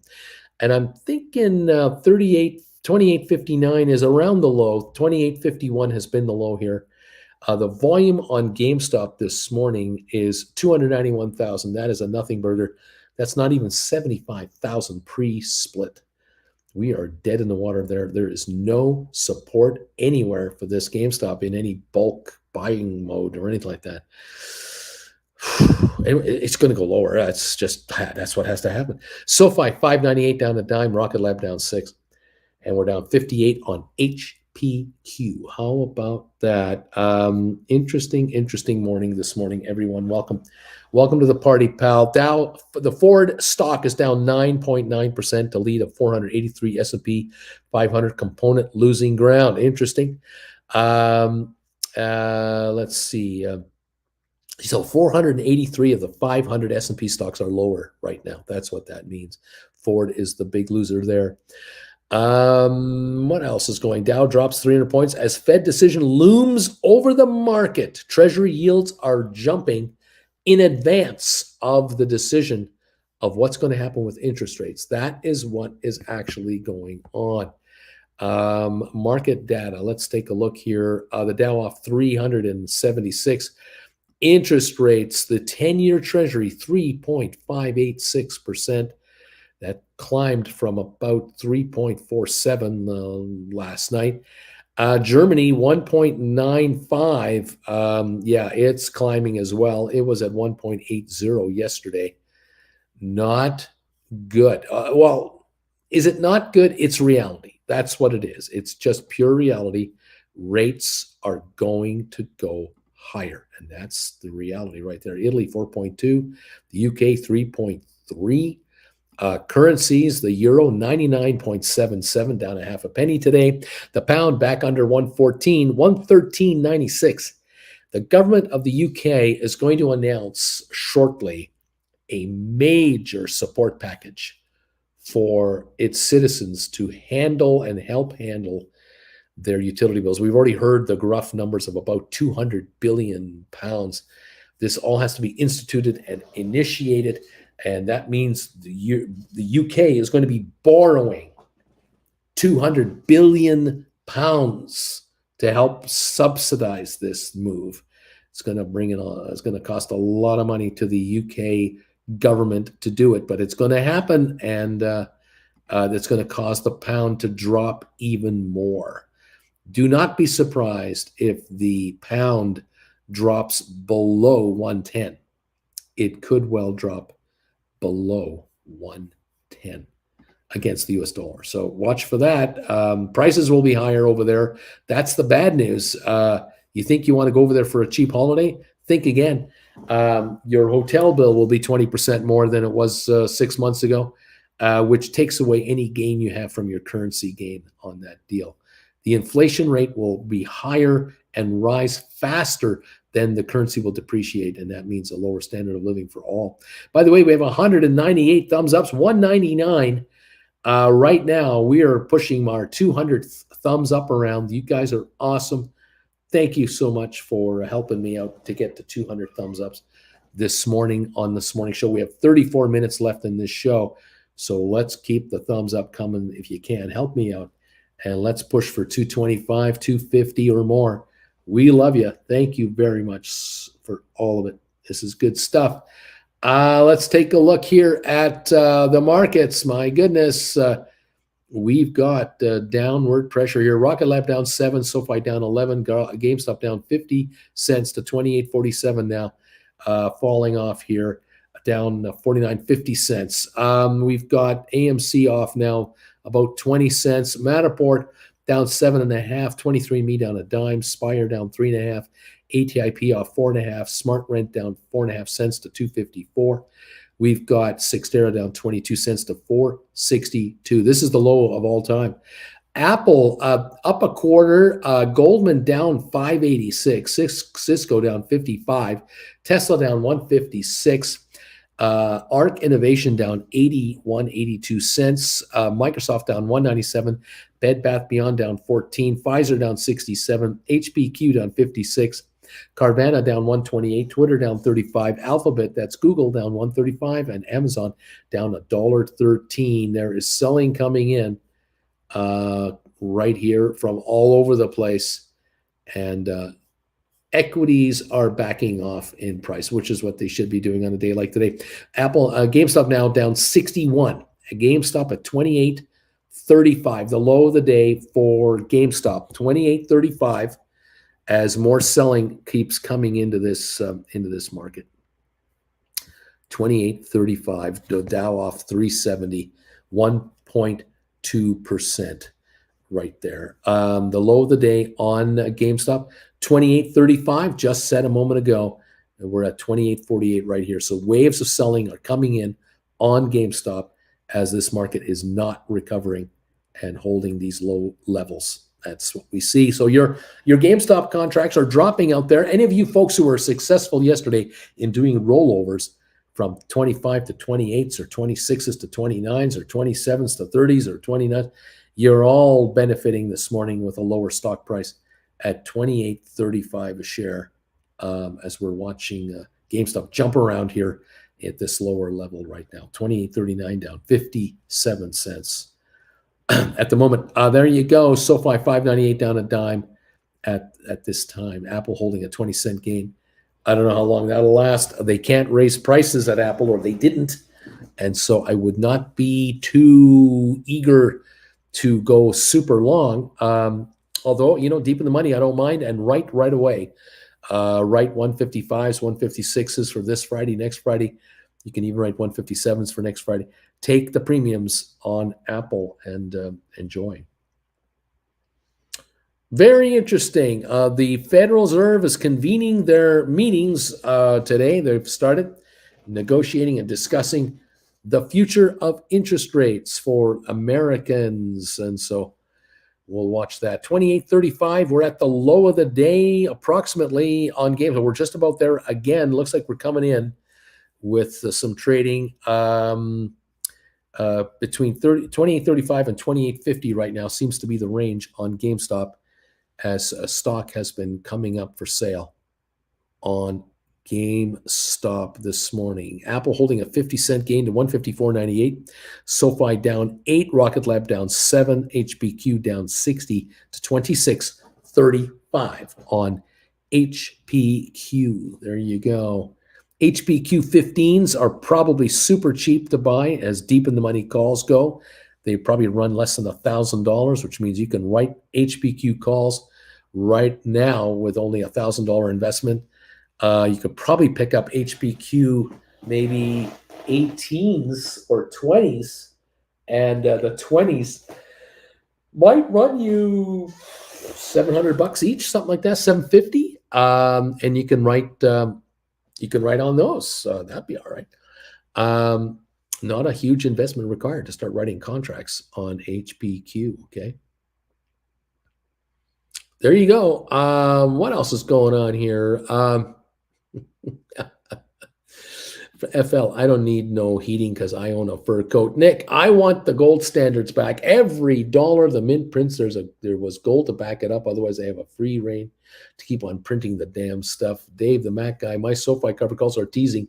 I'm up 50%, almost time to buy back and rewrite. Michael, I'll just walk around my house wrapped in a down comforter. Alberto, I have 5 brothers and sisters with 3 kids each and 4 grandkids. We were joking that they will be winterizing their homes and moving in with me to save on fuel costs. It's going to be a fun time. Michael, just keep the heat up enough so the pipes don't freeze. Alberto, Michael, just a comforter? Yes, sir. Wing Commander, had a stink bid in place for my HPQ 27s in place for ages. I just got filled with a 50% profit. Damn it, the market is going lower in anticipation of more pain. How about that? The market waits for no man. It keeps going. Alberto, Wing, nice work. Get that dinero. Wing Commander, on my GameStop calls, which are rare, which are in the money for this Friday, crossing my arms and waiting for tomorrow. Susan Shop's about. I am number 204, big fella. Way to go, folks. 207 thumbs ups have come in because of you folks. Thank you all so much for helping out. We're over the 200 mark. We're going for 225 and 250. Make it happen, people. Throw the thumbs up out there if you can. Cheers to all of you from around the planet who are here today. 259 of you are here, and I think 250 of you got to be making money. You got to be making money. Your contracts are dropping. They got to be dropping. You got to be ahead on this. I'm so excited for you guys. 370-point downdraft on the market. You don't care. The market wants to drop 200, 300 points. You don't care. It doesn't matter. Market wants to go up 100 points. You don't care. You're making money no matter what it does. Nicely done. GameStop down 29 to 28.67. Trying a little dead cat bounce rally. I don't know if it's going to do it. SoFi, $6 down 8. Rocket Lab, 503 down a nickel. And HPQ down 61. We've got ME down 10 cents. Matterport down 4.5. ATIP down just 2 cents. It's come back to 109. Smart Rent down 3.5. It looks like it's bouncing back to 255. Spire 117.5. A little bounce back, down 3.5. Sextera still down 27 cents. At the moment, Bed Bath Beyond down 14. We've got Tesla down 87 cents to 308. We got Pfizer down 69 cents. We got Boeing up 44. Cisco down 65. At the moment, Twitter's off. Home Depot is off. Carvana, Robinhood, Vanik, IBM.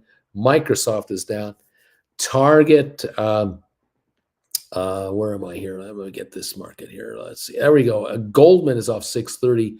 Google, Amazon, Meta, all lower. Royal Caribbean up 20 cents to 50.93. Norwegian up 24 to 15.57. Carnival 10.86 up 8 cents. Stay away from those guys. U.S. Steel down 40 cents. Nick, are you making money? Nick, are you making money? You should be making money here. I hope you're making money. Target down 296. JP Morgan down 116. Costco down 768 to 498.90 under 500. Walmart down 89. Alex, HPQ $15 January 24th.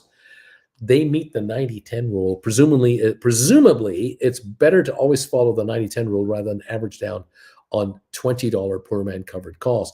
You want to always be in the 90-10 rule for sure. If you need to buy the 15s, you buy the 15s. Just giving you that peace of mind. But look, you can pick off these 20s if you want. You just got to keep an eye on the HPQ values. 2636 is where we're at. That's 636 of protection. As long as they're in the 90-10 neighborhood. If those 20s are over 90-10, you don't buy them. Then they have to come down. But if the 15s work, then grab those and write. That's it. Start writing. 366 downward drift on our market right now for the Dow Jones at the moment. Okay. Interesting. Uncle Bruce, I need X to be below 18. I don't understand it. Why do you need X to be under 18? It didn't trade at 18. You didn't short it at 18. I don't understand how you need that kind of a dump off to do anything. Now, unless you're just, you're a nice greedy fellow.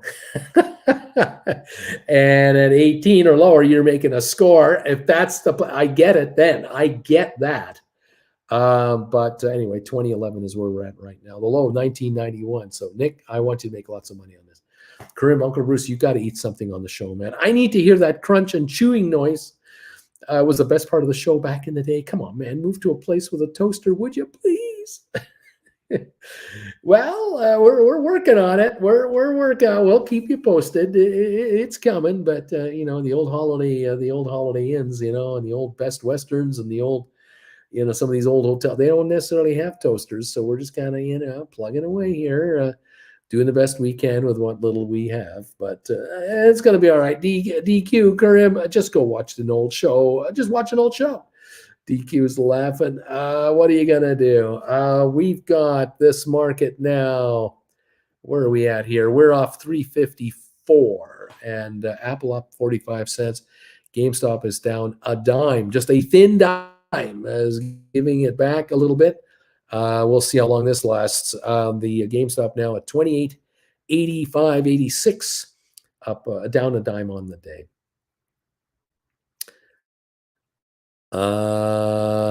Let's see. What else is going on? Apple to hike App Store prices in Europe. That might be why Apple is higher, because they're raising prices on their App Store.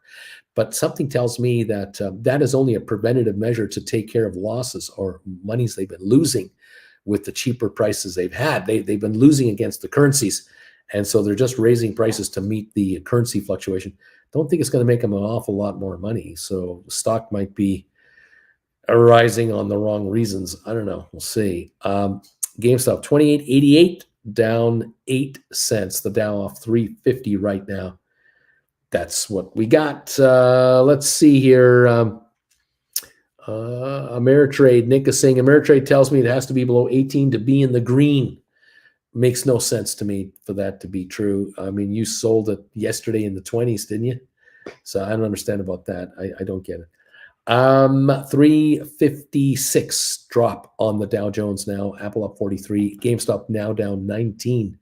28.77. A little pullback coming up here. Down 4 on SoFi. Down 4 on Rocket Lab. HBQ down 62 cents right now. AMC is off as well. About 9-10 cents on AMC. ME down a dime. Matterport down a nickel. HIP just a penny. 110 a share. Smart Rent down 4.5. Spires down 4. Xterra down 31. It's going the wrong direction at the moment. There you have a brief little recap of what we're following. and we're watching to see how this market plays itself through. Oil dropping further now, down 178 to 83.95 a barrel. So the world oil market staying under pressure again for continued estimated slower growth in the world economy. That's bad news for oil. Good for consumers, lower prices. Bad for producers, refiners, and speculators in the oil market. But that's what's going on. Speculators are still expecting a wonderful winter for the oil boys. I'm saying I don't think so. I don't know if the winter will be as cold as you think. And I really wonder if the demand will be there.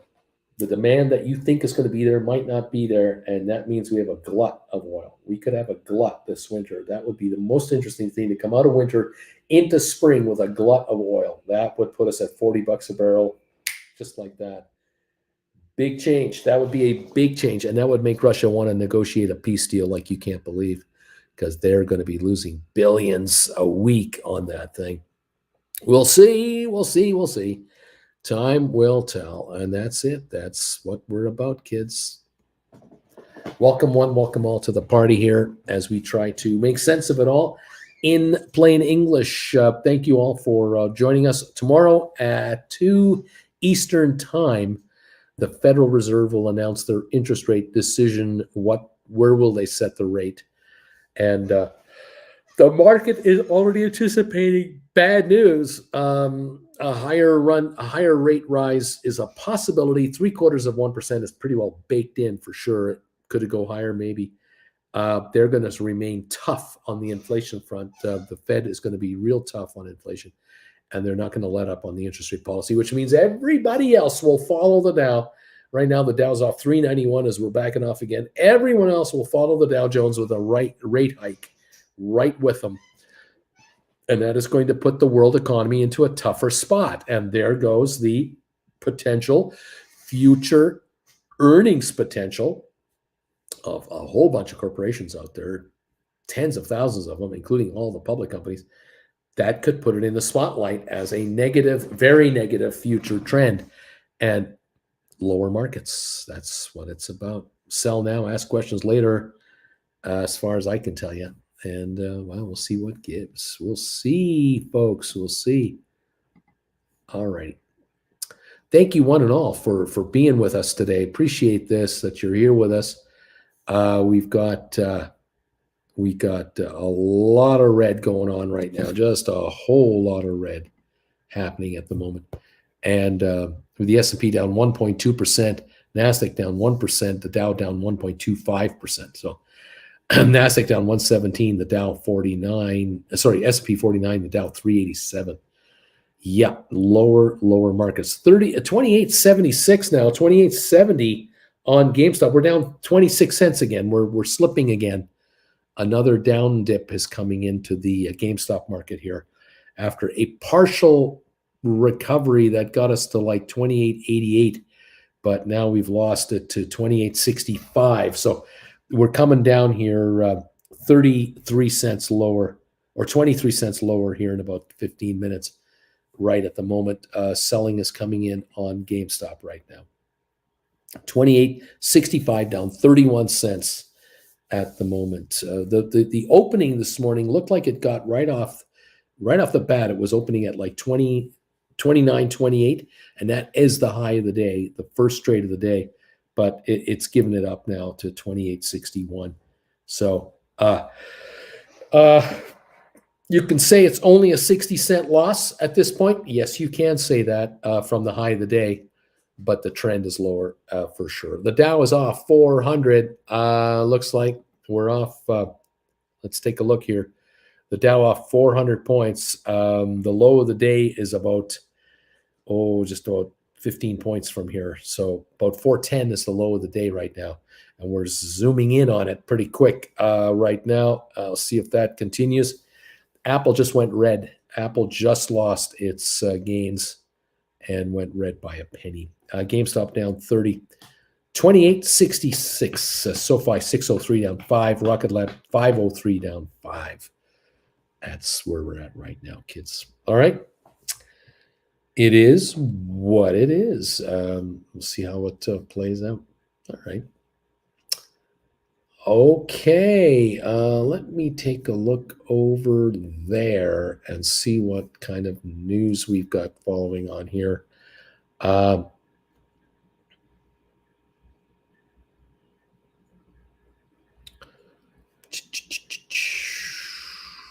boy.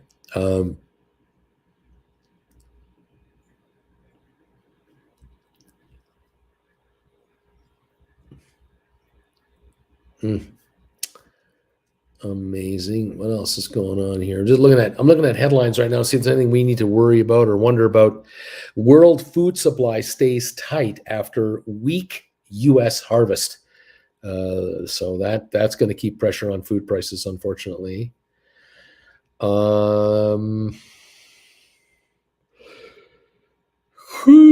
Apparently, the Apple iPhone 14, the iOS 16 bugs are going to be ironed out by next week. There were some bugs there, apparently, some issues. Let's see.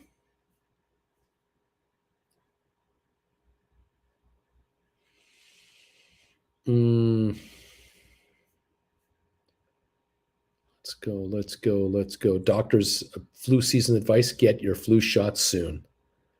There you go. Interesting.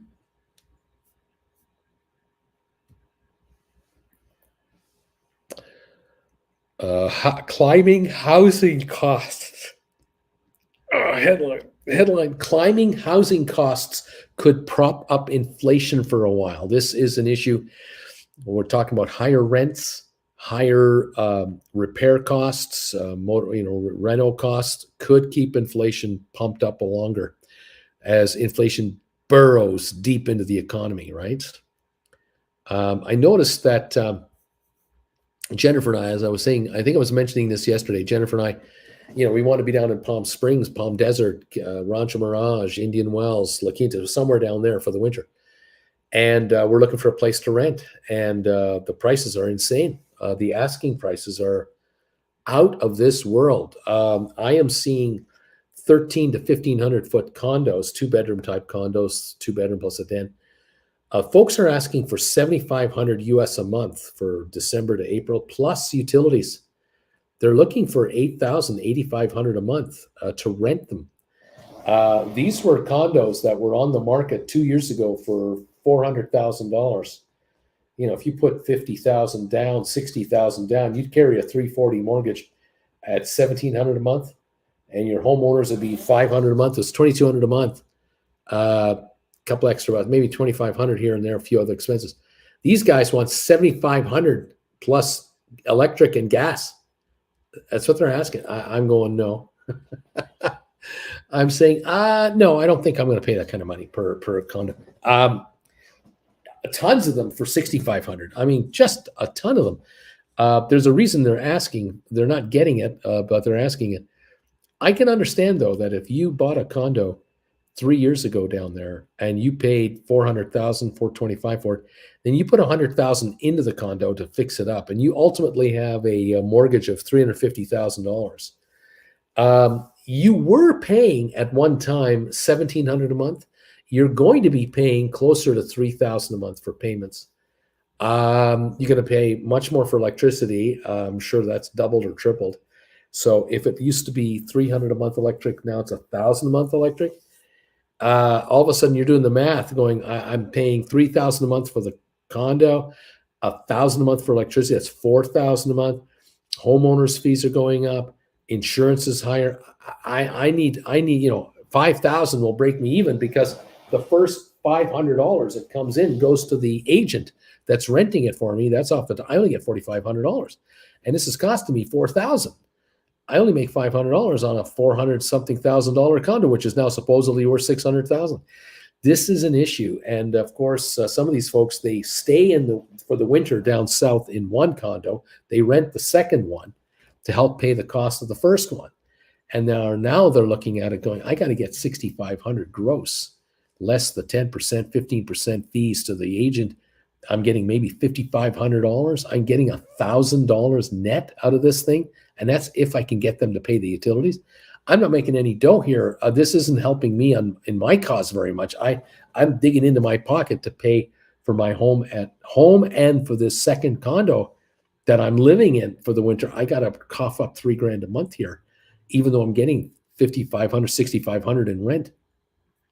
Oops, we have a problem, Houston. The other thing I'm noticing down in Palm Desert, and it might be me, I don't think it's me, but I look at satellite imagery of these condo complexes and everything.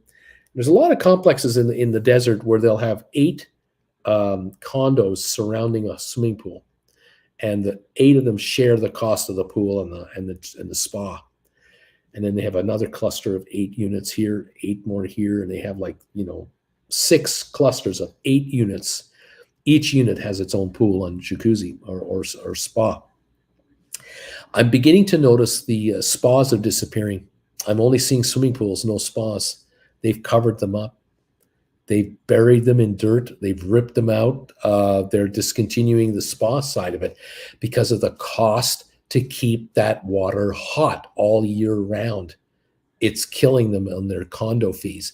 And they probably had a vote, all 8 members of this little condo board. Do you want to pay each $150 a month more to keep that spa hot? Or do we want to shut that thing off and bury it and only have the swimming pool instead? And more are voting 5-3, 6-2, whatever it is. Kill the spa. I'm not going to pay this extra money. I don't want. If we get rid of the spa, our cost will drop $250 a month on our condo fees, from $750 to $500 or $900 to $650. I have a suspicion that a lot of these folks have killed the spa to only have the pool. And I'm looking at that going, where is my spa? Because I'm looking for that to enjoy the winter with. Interesting what's happening there. I don't know. Interesting. Tiff is saying, did you notice that the time span that that SoFi stays below 6 is becoming shorter and shorter? It doesn't stay under 6 very long these days. 604 right now, 602, still down 6 cents. GameStop 2864, down 32 cents right now. The Dow off 394. Nazareth, I need GameStop to go to 12 to cover my shorts. Sorry, I just want to sound like Nick. Beach Boy, I agree with Kareem. Not the same show without the crunching noises, the cringe noises. DQ as laughing with Nazareth. Beach Boy, when the low tide comes in, you can see who swims out with short trunks. Sorry, I just want to sound like Buffett. I just want to sound like Buffett. Nick. Uncle Bruce, you should seriously consider my place. All you have to do is guide me on a few trades, and you can stay free for the whole year in Blythe, California.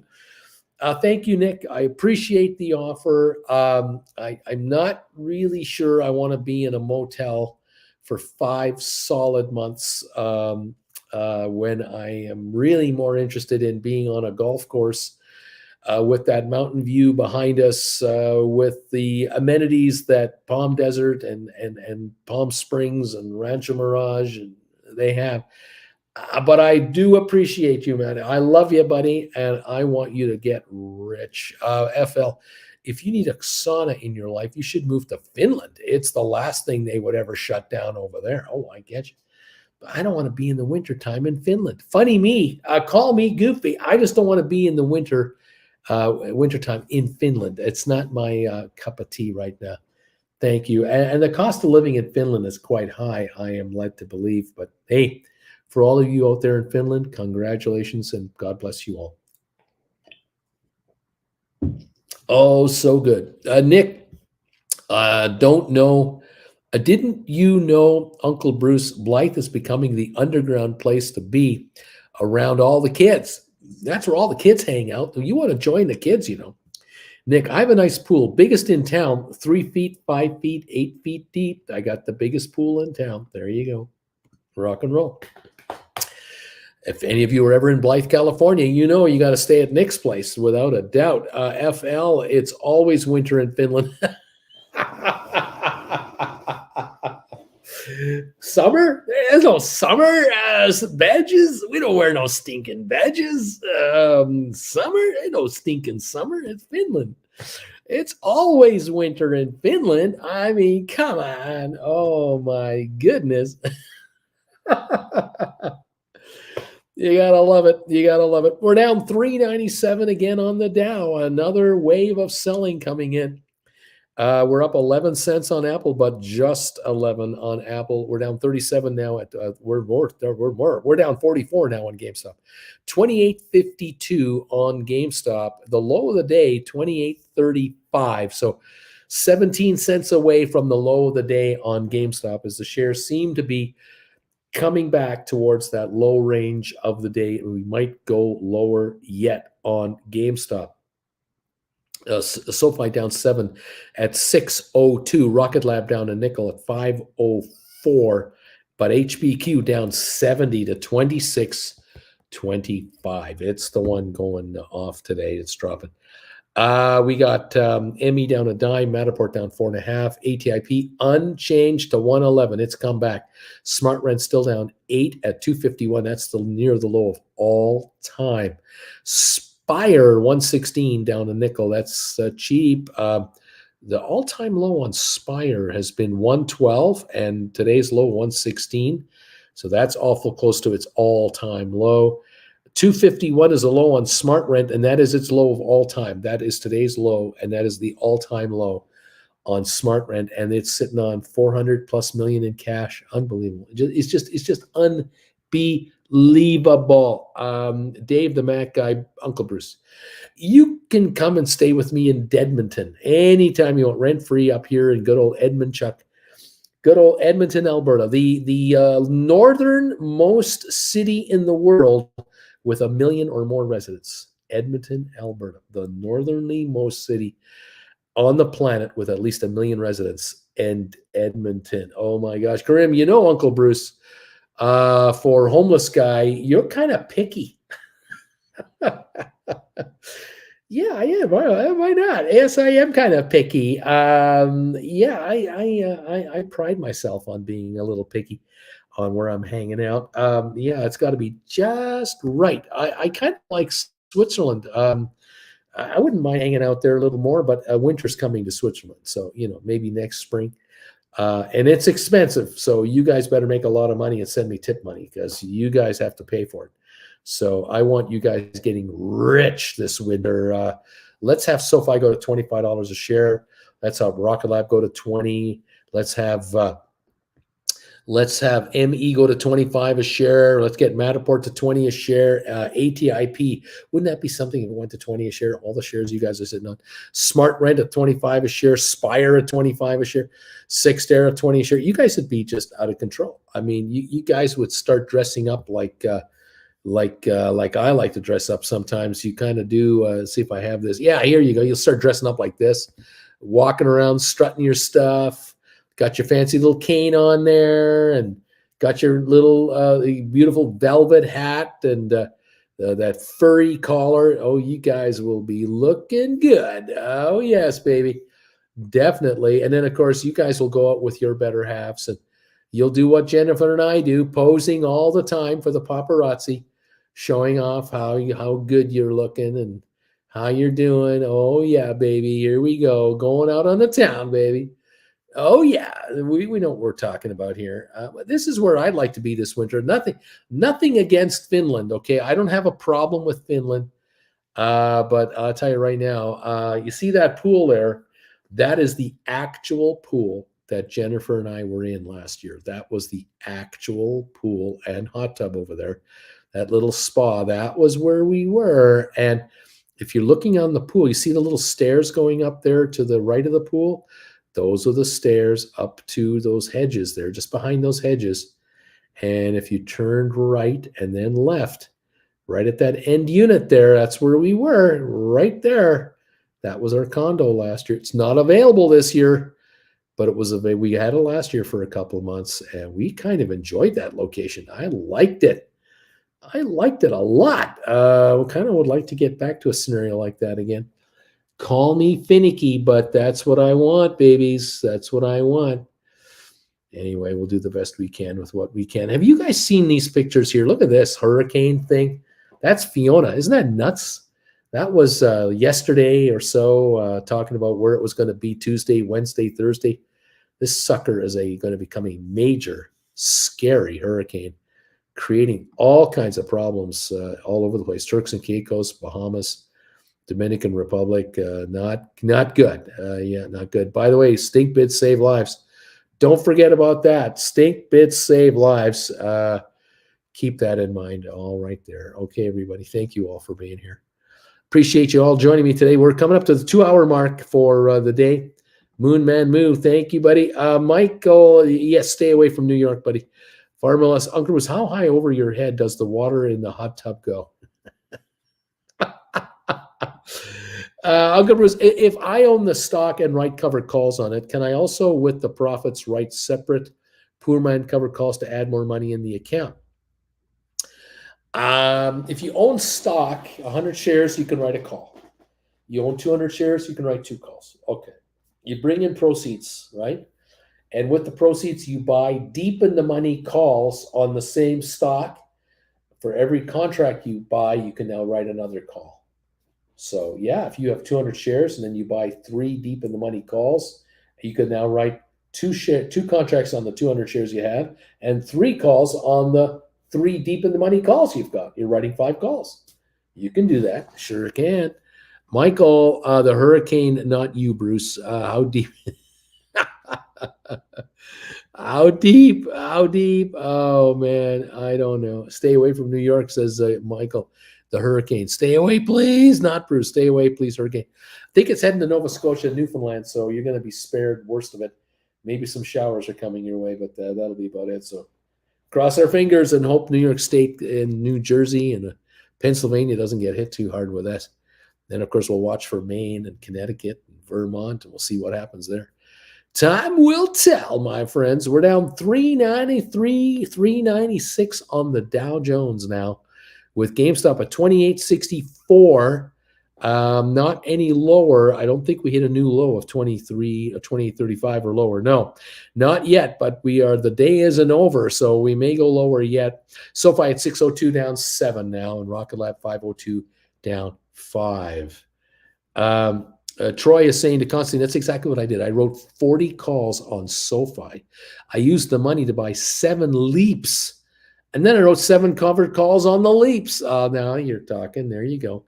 Extra cash, extra revenue. Why not? Some folks will write calls on SoFi, take the money and buy more SoFi and write calls on SoFi. You can do that too. Some folks will write on SoFi, take the money, buy deep in the money calls on something else like HPQ, and then start writing HPQ contracts on the deep in the money contracts they use from the SoFi money. I mean, there's every way you can juggle this. Just keep writing and bring in income. That is the name of the game. Keep those contracts short if you can and out of the money and bring in the premiums. Let's go. Absolutely. Folks, I will be back on today at 3 o'clock Eastern for the final hour of trading today. Join me if you can. Thank you for these thumbs ups today. We have 221 thumbs ups on this program from you fabulous viewers. Thank you all so much for helping us out, getting us over 227 thumbs ups. This is good stuff. Keep them coming in. I'll join you this afternoon. We're down 405 points right now on the Dow. GameStop at 2861, down 35 cents. Would like to see that drop a buck or two from here. And that will take some of you contract folks, some of you folks in your contracts into the big money. Have a great day, everyone. Get some rest, Uncle B. John Anderson, thanks, everybody. Thank you, John. Thank you, Constantine, Troy, Michael, Farmalus, Moonman Moo, Karim, Dave the Mac Guy, FL, Nick, the other Nick, Beach Boy, DQ, Nazareth, Tiff. Thank you all for hanging out. Alex, Susan Shops About, Wing Commander, thank you. Thank you. Alberto, thank you. All of you, thank you for being here, hanging out with us, letting us know what you're doing. See y'all later, says Alberto. That's right, kids. We'll see you at 3 this afternoon. Let's finish this market off, see what it does. We're down 410. Keep an eye on it, and we'll see where it leads us. Don't forget Alberto, Constantine, Alex. See you all this afternoon. Okay, guys, make money, nothing but money, more and more. Talk to you soon. Bye for now.